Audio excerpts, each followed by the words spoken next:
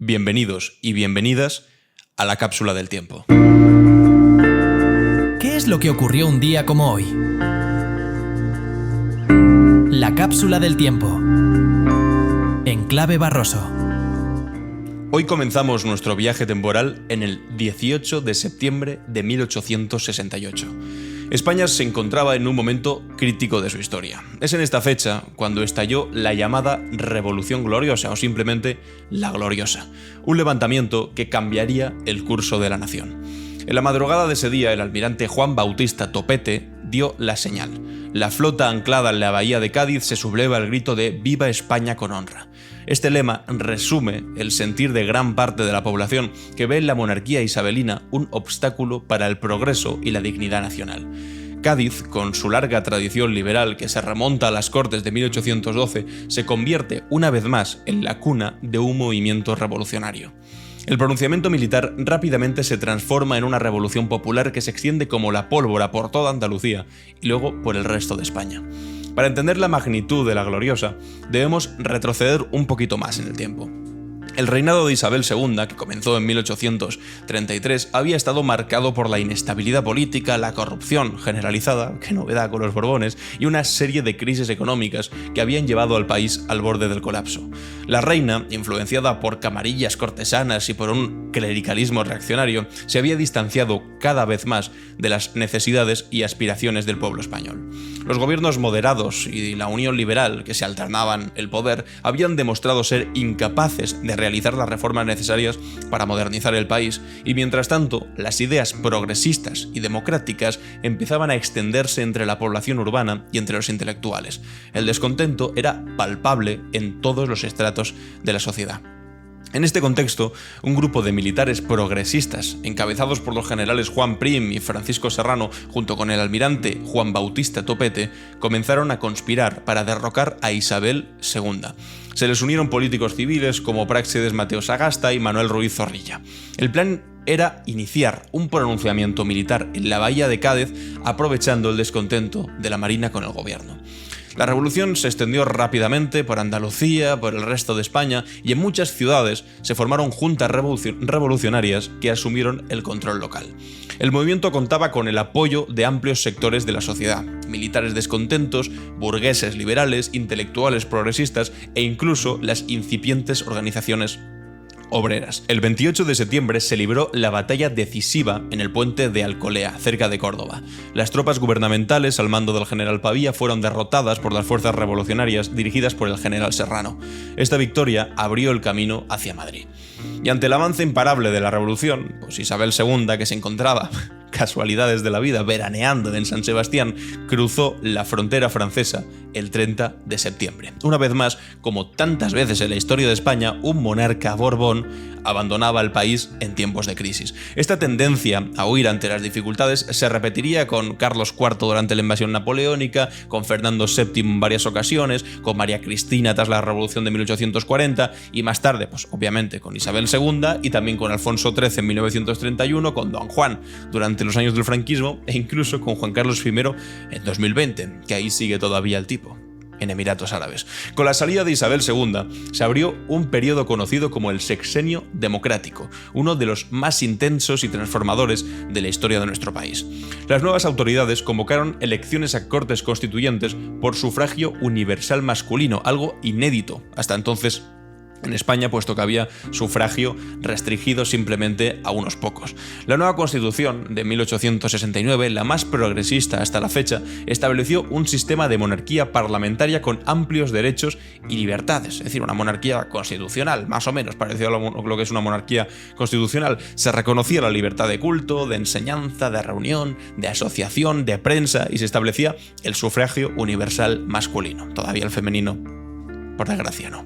Estas libertades permitieron el florecimiento de nuevas ideas y de movimientos sociales. El movimiento obrero, que hasta entonces había estado en la clandestinidad, comenzó a organizarse abiertamente. En 1870, por ejemplo, se fundió la Federación Regional Española de la Asociación Internacional de Trabajadores, la primera gran organización obrera en España. Las ideas socialistas y también anarquistas comenzaron a extenderse entre los trabajadores urbanos y rurales. Sin embargo, el nuevo régimen pronto se enfrentó a graves dificultades. La búsqueda de un nuevo rey, porque todavía estaban buscando un nuevo rey más allá de los Borbones, resultó complicada y finalmente se eligió a Amadeo de Saboya, quien reinó brevemente entre 1871 y 1873. La inestabilidad política, las divisiones entre revolucionarios, la oposición de los sectores conservadores y las guerras carlistas en el norte crearon un clima de creciente tensión. En este contexto, el 11 de febrero de 1873, y tras la huida también de este nuevo rey que nos habíamos buscado, se proclamó la Primera República Española.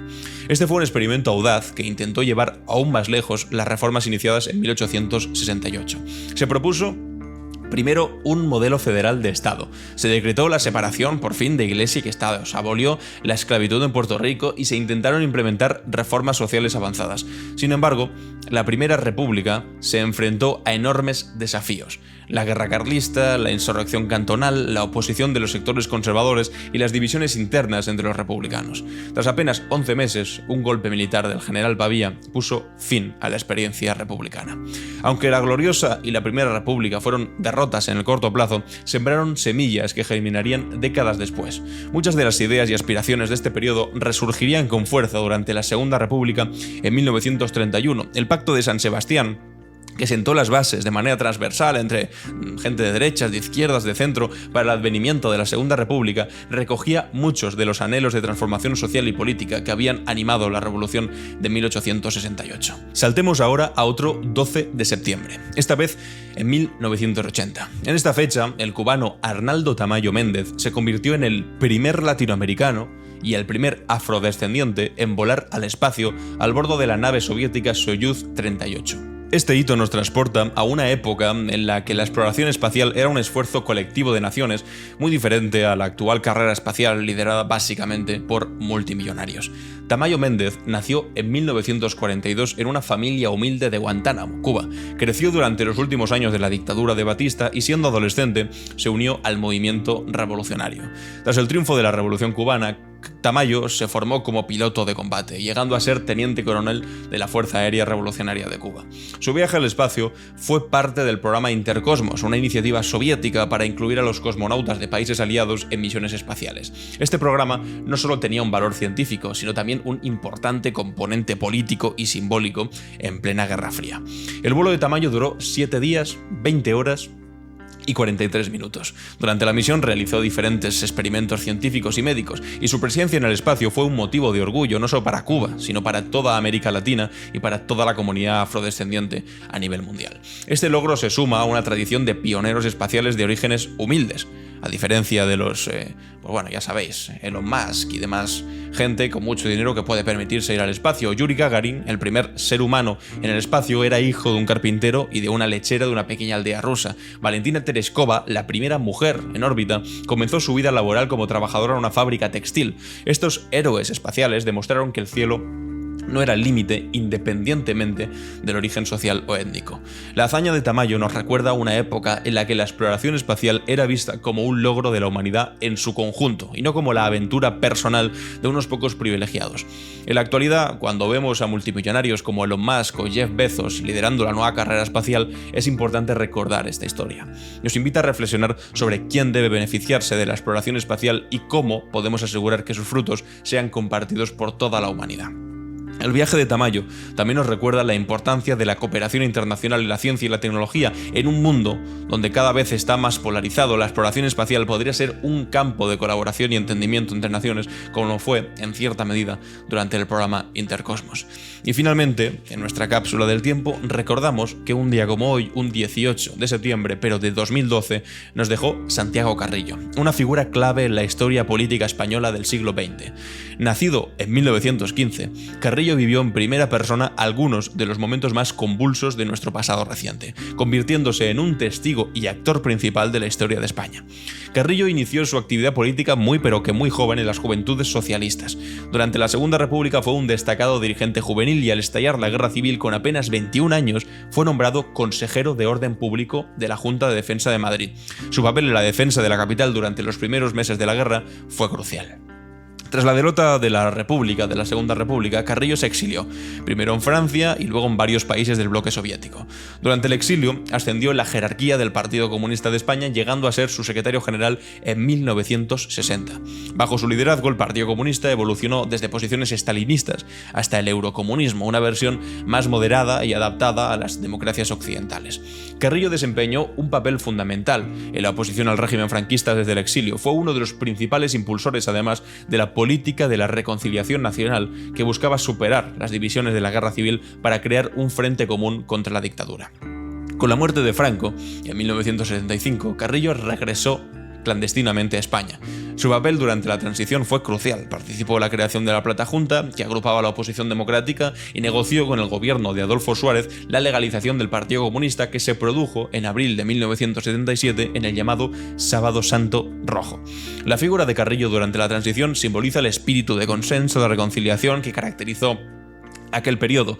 Su aceptación, y que por cierto algunos olvidan ahora, hablando del comunismo como si hubiese estado en contra y no hubiese estado en el centro de la transición española y de la redacción de la Constitución. Por ejemplo, su aceptación de la monarquía parlamentaria y de la bandera nacional, la rojigualda, así como su compromiso con una transición pacífica por su parte, incluso después de los asesinatos de Atocha y demás, demostraron una gran altura por el Partido Comunista, fueron fundamentales para el éxito del proceso democrático. Sin embargo, pues esta moderación de Carrillo no fue bien recibida por todos los sectores de la izquierda, y el PC sufrió además malísimos resultados electorales y divisiones internas que llevaron a la dimisión de Carrillo como el secretario general en 1982. A pesar de ello, continuó siendo una voz muy respetada en la política española hasta su muerte. Yo leí su autobiografía, es una autobiografía larguísima de su vida, y la verdad que fue un auténtico placer leer la vida de una persona que, te guste más o te guste menos, ha estado presente en todos los eventos más importantes del siglo XX español. Es alucinante. Y hasta aquí, amigos y amigas, la cápsula del tiempo de hoy. ¿Qué es lo que ocurrió un día como hoy? La cápsula del tiempo. En clave Barroso.